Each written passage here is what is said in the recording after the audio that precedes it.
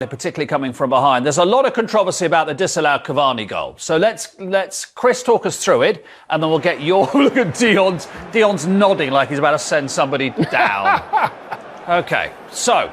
Well, there's obviously been a lot of talk about this decision and Chris Cavani, the referee. We look at that. Did he touch him? Was it? I don't think there is. And obviously, they look at an offence by the attacking team in the build-up to the goal. And you'll see Scott McTominay with a flailing arm. Is that a natural running style? That's the first question. The thing is, when you're running, you do it, you are running a natural way, and it's to do that with the flailing arm, catches him in the face, and the goal scored. So we know it's going to be checked.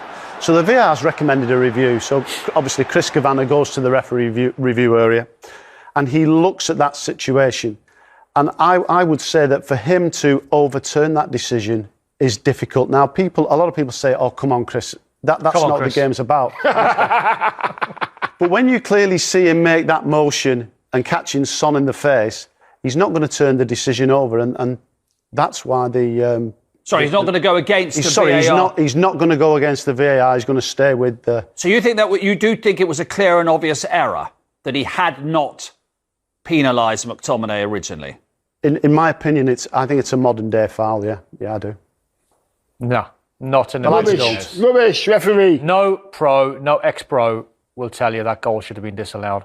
What he's done, Scott McTominay, and you're taught for a very young age, and maybe it's us, and maybe it's the new players. We've got to play the game differently, or watch the game and see the game differently. But all he's guilty of is going past the man, and then he uses a bit of strength just to get rid. Now, I'm not saying Son's just to keep him off. Just to fob him off, but it's not a foul. It's not a clenched fist. It's not a punch.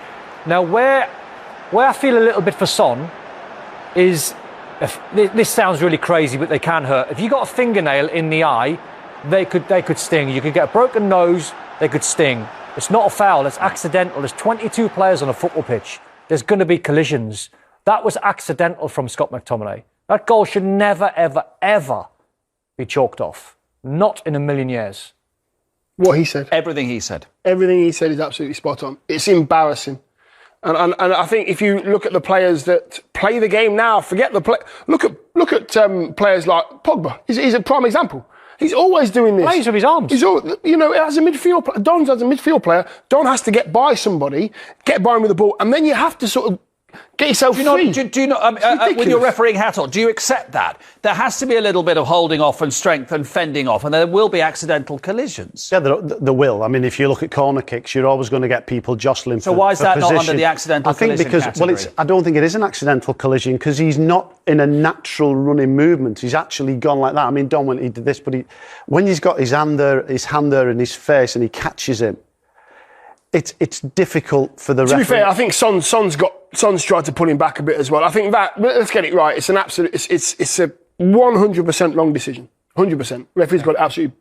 Totally agree. Completely wrong. If it's an elbow, 100%. Which we've seen over the years, you go, he's trying to do him there, or that's just sort of above the law, if you like. But when you see like a finger off or a hand off, you're always taught in training. It will happen a million times in training. When you're doing 7v7s and the pitch are not as big, and me and Dion are jostling for a ball, and he's trying to out-strength me, and I'm trying to fob him off, and I go like that, and I might catch him a little bit higher.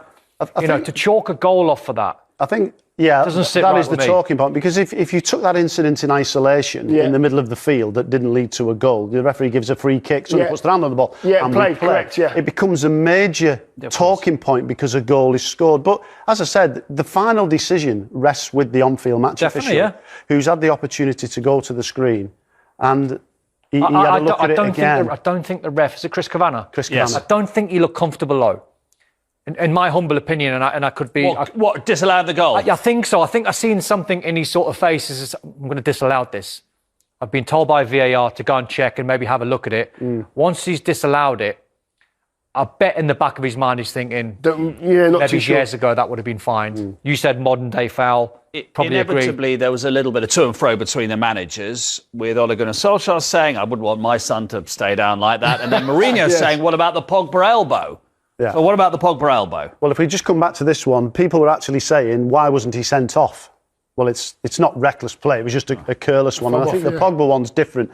We're not talking about violent conduct with Pogba. I think it's an arm. I think, if anything, at worst, it's reckless. I think that's just Free kick, yellow card. I mean, I think what people will be saying at home is if you're going to disallow a goal, then if you're consistent, Pogba should have been sent off. Now, I don't think it should have been sending off, but if you freeze frame that there, people might say, well, hang on, should he have been? Well, I think it's more of a fend.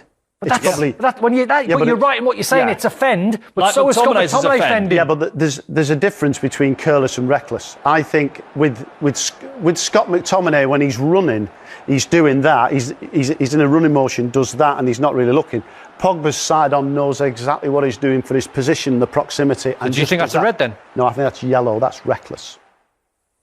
Wow. I just think we've got to try and go back a little bit and strip it back if we can and go. If you're a referee, you might take the Paul Pogba, but just be careful, by the way. Yeah. Because he's that type of player. He's all arms and legs. He is. Loads of them players, over the years. I think referees, Chris, and you'll see the lads very soon. What they have to do is they have to put themselves in those situations. And I've said it before, referees have to play football matches against each other and referee them. That's what you have to do to realise how the body works. Subconscious, Dion, isn't it? It is. If they were to do that, they would realise the mechanics of the body, and how you push and pull. And you just say to it's a great thing for them to learn. And you say to a couple of refs, just go and relax, just go and play a little 5v5. And I'll guarantee you, if it was filmed, you'd see a ref going out to someone. Yeah. Right, and then getting on the ball. Yeah. It's natural. The way the game natural is. movement. It's natural movement. Tottenham went 1-0 up, but Manchester United struck back very well to win the game by 3-1. Here's the Tottenham goal. Lovely touch from Kane there. What a touch. Just a very well-worked, one-touch football. Yeah. Very, very good. Manchester United second half. What a response. Great goal. Oh, dear. Cavani, look at the movement. His starting position's great. And, Manchester United just started to bop little Megs there. Cavani in many ways was a difference in an attacking sense. What's the best goal, Eddie, on the first one or the second one from Man U? Great movement. Possibly the second one, possibly the header, the ball in. Cavani being very assured, always wanted to get into the box. Another handoff. No, he's handed him off there. Handed him off again. I was just thinking, that's a handoff. There you go. So it's in people's games. I mean, listen, I've been one of Paul Pogba's sternest critics, I think, over the years, because the guy's got so much ability and a natural athlete, and when he wants to dominate games, he is unplayable. Yeah. When I look back at people like Patrick Vieira and Steven Gerrard and Paul Scholes and the best I played against, wouldn't want to play against Paul Pogba. No. So he has been well up for the fight of late, and it's great for Man U. Yeah, you know what? I think the fending off incident, Chris, is the reaction of the players, and Son's gone down and said, right, he's just hit me in the face. What are you going to do? That's what he's done, and made the referee make a decision. A lot of players just get on with it. After all the games amongst those who are battling to get into the Champions League places, that's what it looks like, gentlemen. Everton, we were having a joke there that Everton are going to have 2 games in hand in about 10 years' time, aren't they? But they still have. How far down are you going for Champions League places? Liverpool. Tottenham, no chance.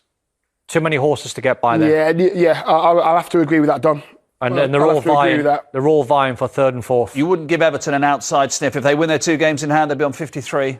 I mean, I would if they happened, but I mean, Everton have been in this scenario all season where they've had 2 games in hand, and then the very next game where you think if they win it, they can jump close to top 4. They seem to draw it or lose it. Yeah.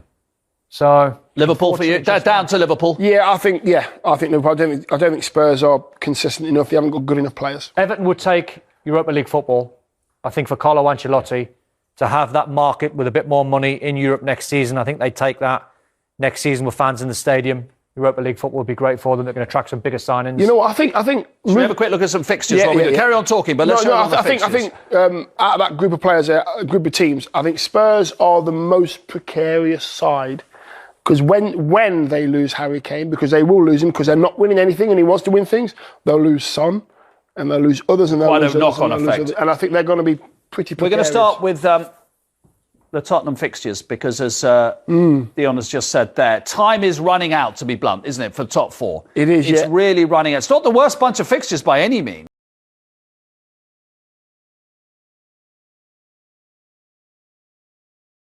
Old Trafford's obviously the really hard game in there. But Southampton, West Brom, Burnley, Palace. Kind. That's kind. Yeah. I mean, don't get me wrong. These are the remaining fixtures now. The season ends on 23rd of May. Leeds will be a test. Definitely. Leeds will be a test, but you look at the remember running. first game of the season, If absolutely. they can get something going, Liverpool, as I said, they're 3 wins on the spin. If they can get something going, they can push. Newcastle's always a big game, Liverpool-Newcastle, isn't it? Because of history. You know, they should win that game. But And there was a draw at St James's Park, as we know. Carrying on then, going up towards those in the top 4 at the moment. Here's Chelsea. Your Martian said Chelsea are certainty for top 4. Here we go. Did